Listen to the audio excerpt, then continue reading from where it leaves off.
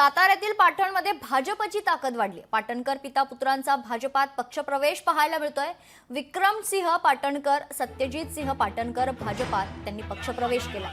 यशवंतराव चव्हाण स्मृती स्थळाला अभिवादन देखील करण्यात आले। तर साताऱ्यातल्या पाटण विधानसभा मतदारसंघात राष्ट्रवादीचे माजी मंत्री विक्रमसिंह पाटणकर यांच्यासह त्यांचे चिरंजीव सत्यजित सिंह पाटणकर यांनी भाजपमध्ये पक्षप्रवेश केलाय।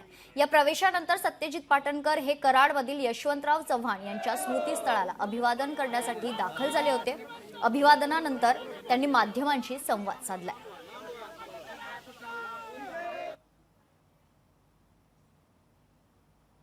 जवळनं झालं की क्लोज। आज आमचा पक्षप्रवेश झालेला आहे, बरोबर। आमचा पक्षप्रवेश होत असताना खुद्द छत्रपती आमच्या पक्षप्रवेशाला होते।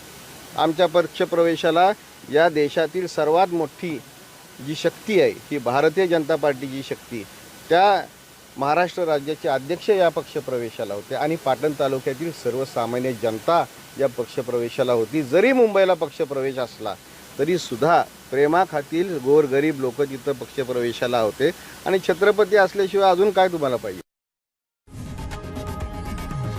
लोकशाही मराठी ऐका, पहा, जागरूक रहा।